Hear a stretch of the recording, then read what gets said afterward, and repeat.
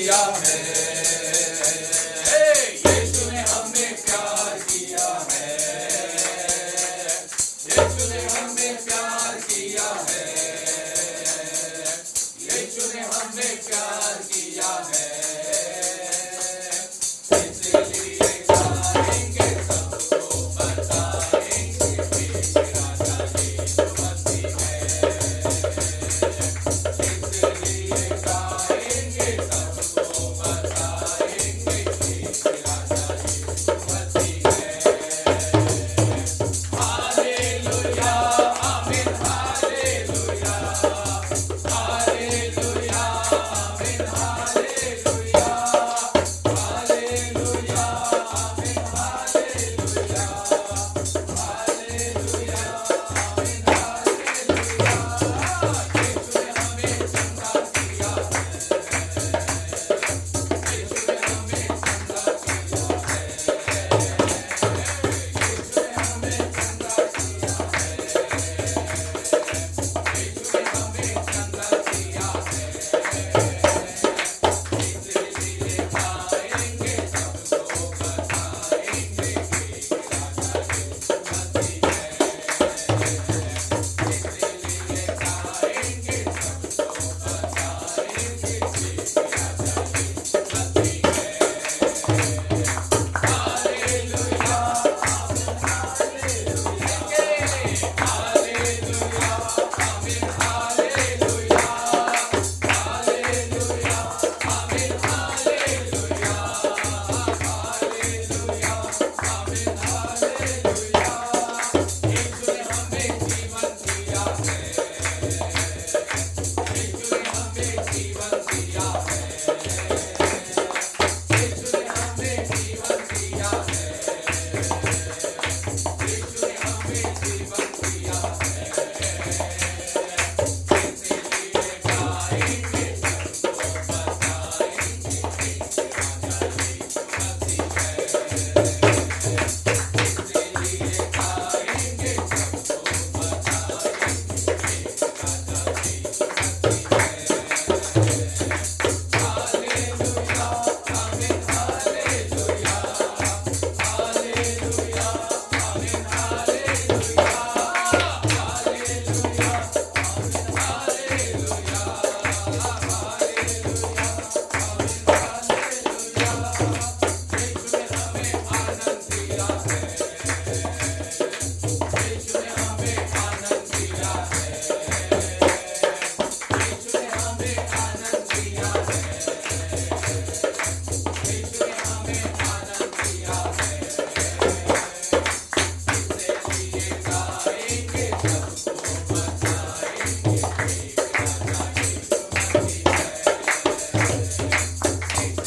इसलिए गाएंगे सबको बताएंगे कि राजा यीशु मसीह है। हालेलुया आमीन, हालेलुया हालेलुया आमीन, हालेलुया हालेलुया आमीन, हालेलुया हालेलुया आमीन, हालेलुया। हालेलुया। आखिरी कड़ी के अंदर में गीत का लेखक इस प्रकार से कहता है, यीशु मसीह ने हमें आनंद दिया। इस संसार के अंदर में एक है संसारिक आनंद, हालेलुया। एक कौन सा आनंद है? संसारिक आनंद। और दूसरा आनंद है आत्मिक आनंद। लेकिन जो संसारिक आनंद होता है वो थोड़े समय का होता है। संसारिक आनंद थोड़े समय का होता है, लेकिन आत्मिक आनंद जो होता है वो जीवन भर का होता है। हालेलुया। तो मुझे और आपको इस संसार में रहते हुए संसारिक आनंद के साथ मुझे और आपको आत्मिक आनंद में भी जाना बहुत जरूरी है। आत्मिक आनंद कैसे मुझे और आपको प्राप्त होगा? क्योंकि परमेश्वर का वचन फिलिपियों की पुस्तक में इस प्रकार से कहता है। अगर आप मेरे साथ फिलिपियों की पुस्तक को निकालते हैं तो यहां पर फिलिपियों की पुस्तक उसका 4 अध्याय और 4 पद के अंदर में परमेश्वर का वचन एक बहुत अच्छी बात कहता है। फिलिपियों 4 अध्याय का 4 पद में लिखा है, प्रभु में सदा आनंदित रहो। मैं फिर कहता हूं आनंदित रहो। यानी कि इसका मतलब क्या है? पौलुस जो प्रभु यीशु मसीह का एक महान शिष्य हुआ और ये ऐसा शिष्य हुआ जो कलीसियाओं को स्थापित करता हुआ आगे बढ़ता जा रहा था। इसका काम पौलुस का जो था वो ये काम था कि ये कलीसियाओं को स्थापित करता था, और जब एक कलीसिया बन जाती थी तो वो कलीसिया को बनाकर किसी याजक को सुपुर्द कर देता था कि इस कलीसिया को चलाओ। ये पौलुस का काम था। लेकिन जब हम इस वचन के अंदर में पढ़ते हैं तो ये वचन कलीसिया के लिए, मेरे और आपके लिए, और इस संसार के प्रत्येक व्यक्ति के लिए, इस संसार के हर एक प्राणी के लिए ये वचन है। और वो वचन की मुख्य बात है कि प्रभु में सदा आनंद। यानी कि जो व्यक्ति प्रभु में होता है, परमेश्वर में रहने वाला व्यक्ति, जीवन के अंदर में उसके साथ चाहे कैसा ही नकारात्मक गुजरे, लेकिन उस नकारात्मक गुजरने के बाद में भी वो परमेश्वर में खुश रहता है। हालेलुया। याद रखिएगा, अगर एक संसारिक व्यक्ति के जीवन में कुछ प्रॉब्लमें आके खड़ी हो जाए तो उसका जो आनंद संसारिक था, थोड़ी सी प्रॉब्लम आ जाए तो उसका चेहरा जो होता है वो बड़े शोक से भर जाता है। उसके चेहरे का आनंद क्या हो जाता है? चला जाता है। लेकिन एक आत्मिक व्यक्ति, परमेश्वर का वचन इस प्रकार से कहता है, जो प्रभु में रहता है, जो परमेश्वर के वचन में रहता है, जो परमेश्वर की भक्ति में लौलीन रहता है, और जो परमेश्वर के साथ निस्वार्थ चलता है, वो व्यक्ति अपनी हर एक स्थिति में और हर एक परिस्थिति में वो आनंदित रहता है। हालेलुया। क्योंकि वो जानता है कि जो आनंद मुझे प्रभु में मिला है, वो आनंद मुझसे कभी कोई छीन नहीं सकता। ये आत्मिक आनंद है। शारीरिक आनंद तो मैं और आप संसार में शायद रुपए और पैसे से कुछ समय का आनंद ले सकते हैं, लेकिन कभी कभी हमारा रुपया और पैसा भी होने के बावजूद भी हमारे जीवन में कुछ ऐसी स्थितियां और ऐसी परिस्थितियां गुजर जाती हैं कि वो पैसा होने के बाद में भी हमारे जीवन में आनंद नहीं आ पाता, क्योंकि कुछ ऐसी घटनाएं घट जाती हैं जिसके कारण मनुष्य के पास में बहुत कुछ होता है और बहुत कुछ होने के बावजूद भी उसके जीवन में आनंद इसलिए नहीं होता है क्योंकि वो परमेश्वर में नहीं था। लेकिन जो परमेश्वर में रहता है, जो वचन में रहता है, जो परमेश्वर की बातों को पूरा करने में तैयार रहता है, जो अपने जिस्म की हानि भी उठाने को तैयार रहता है, लेकिन फिर भी कहता है मैं प्रभु में आनंदित हूं। ये पौलुस, ये ऐसा शख्स था, बाइबल में लिखा है, जब एक बार ये यरूशलेम के अंदर में गया और इसके साथ सिलास भी था। पौलुस और सिलास जब यरूशलेम के अंदर में गए तो यरूशलेम में लोगों ने इन दोनों को बंदी बना लिया। वहां के यरूशलेम के लोग यीशु मसीह का ये प्रचार कर रहे थे, धूम मचा रहे थे, वचन की पकड़ लिया। और मालूम है इनको कहां ले जाके रखा? जेल खाने। कहां? जेल।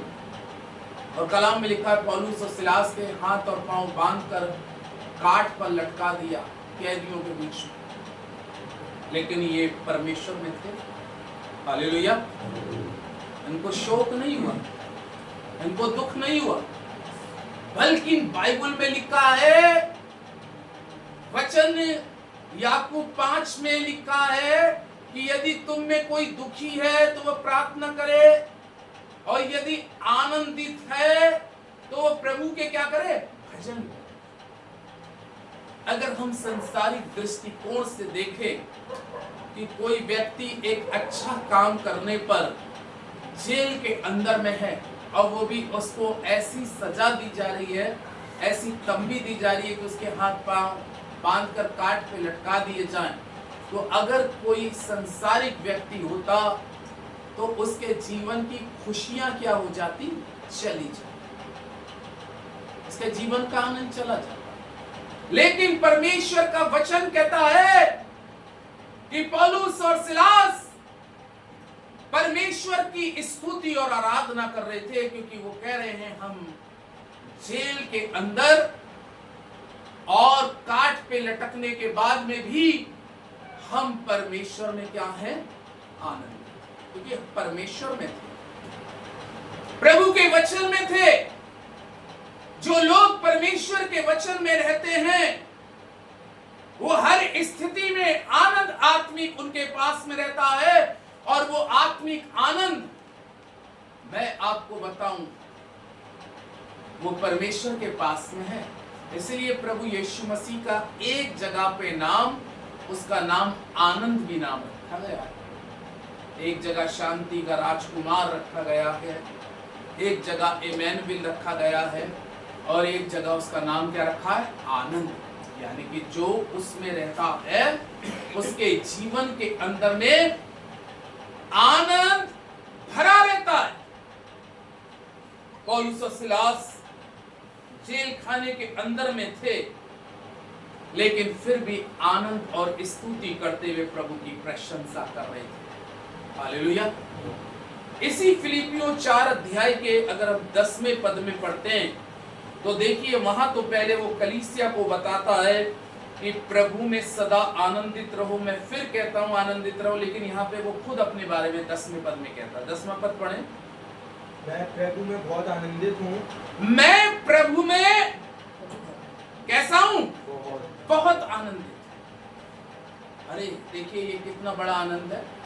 जेल के अंदर है, बाइबल में लिखा है इसके बारे में, इसके एक कम 39 कोड़े 5 बार पीठ पे पड़े परमेश्वर के प्रचार के लिए, और 3 बार इसको समुद्र में फेंक दिया गया है, 2 बार इसके बेटे पड़ी हैं।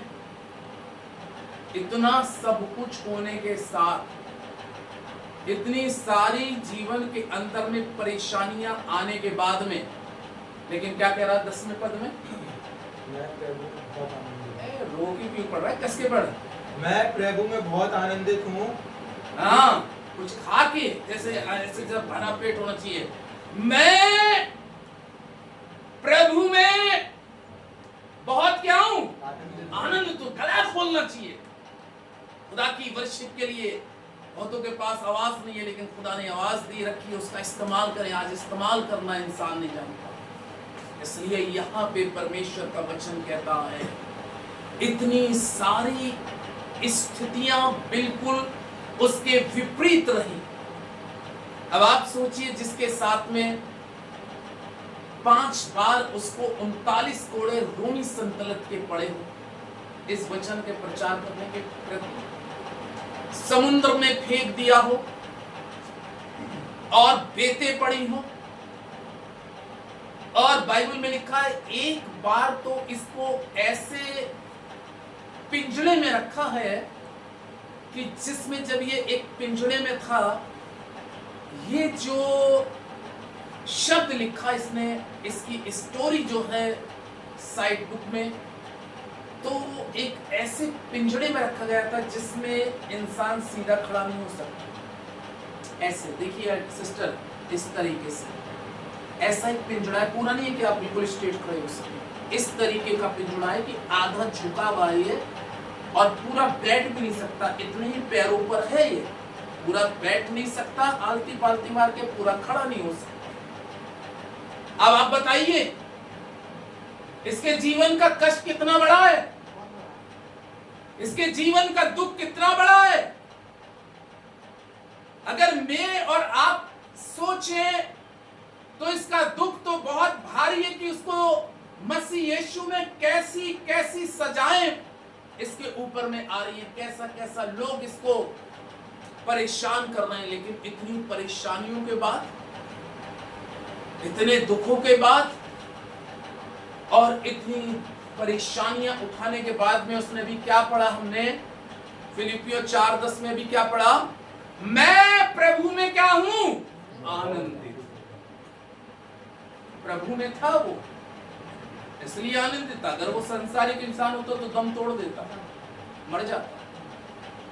ये पक्की बात है, क्योंकि जब हम प्रभु में रहते हैं, परमेश्वर के वचन में रहते हैं, तो हमारे जीवन के अंदर में चाहे कितनी बड़ी मुसीबत के पहाड़ भी टूट रहे हो, लेकिन फिर भी हम अपने परमेश्वर ही का नाम लेते हैं और उसी का धन्यवाद करते हैं, आनंदित रहते हैं। जीवन के अंदर का कभी बोझ अगर भारी पड़ रहा हो, जीवन का दुख अगर आपको बहुत ही कर्रा लग रहा हो, मैं आपको बताऊं, आप उस समय अपने मुंह को खोलिएगा और यही कहिएगा, मैं प्रभु में आनंदित हूं, मैं प्रभु में आनंदित हूं, क्योंकि मेरे प्रभु ने मेरे से ज्यादा दुख उठाया, मेरे से ज्यादा लांतान किया गया, मेरे से ज्यादा उसका लहू बहा, मेरे से ज्यादा उस पर लांतान की गई।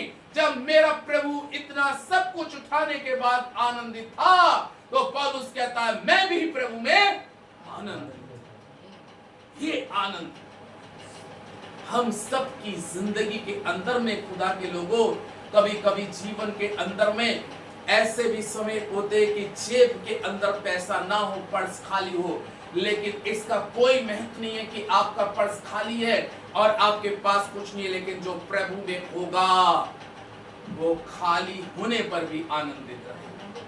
हालेलुया। क्योंकि उसके पास नेचुरल खुशी है, आत्मिक खुशी है।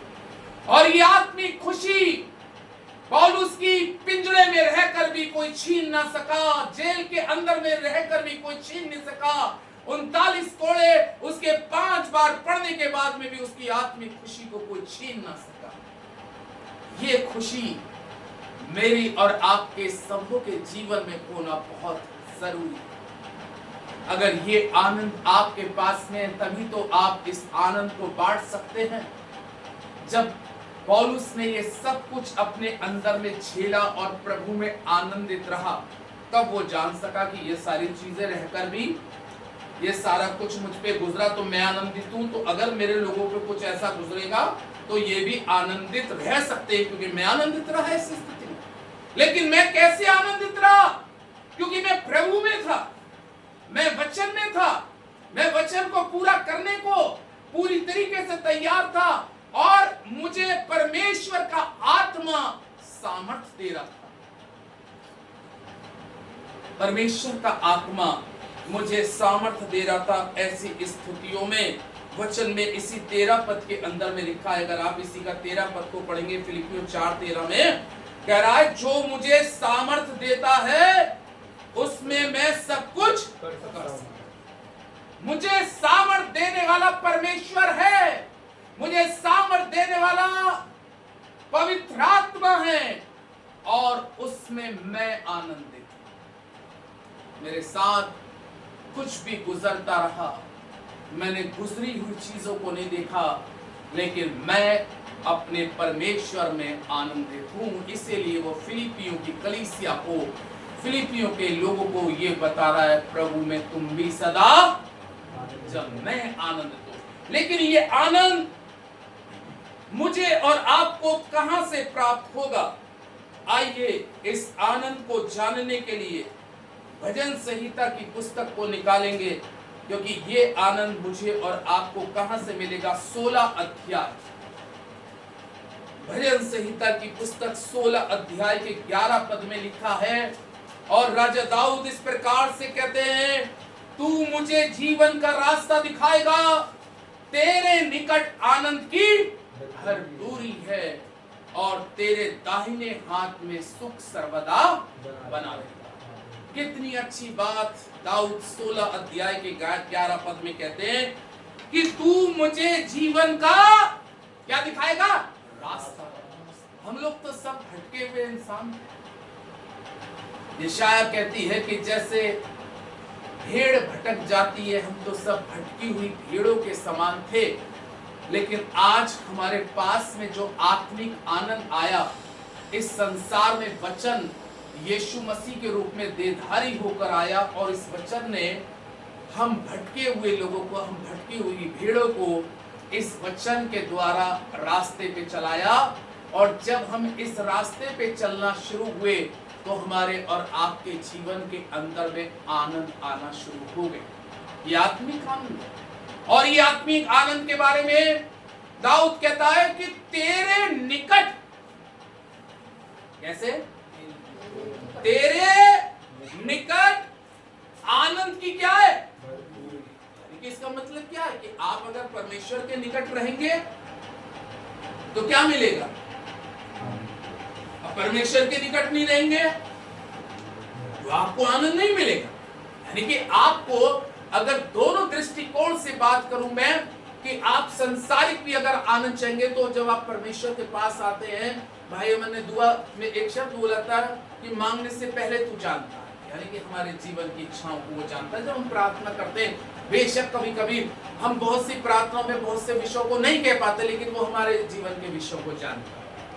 जानता ही नहीं जानता, वो तो कहता है कि मेरे पास आओ, मैं तुम्हें आनंद दूंगा, मैं तुम्हें सब प्रकार का, एक जगह लिखा है, मैं तुम्हें सब प्रकार का आनंद देने को तैयार हूं, लेकिन मेरे निकट आओ, मेरे निकट आओ, क्योंकि मेरे निकट आनंद की भरपूरी है।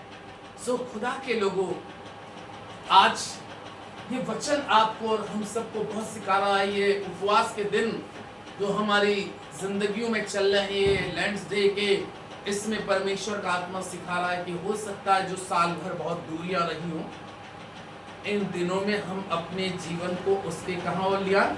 निकट लिया, करीब आ जाए, उसके बिल्कुल करीब आ जाए।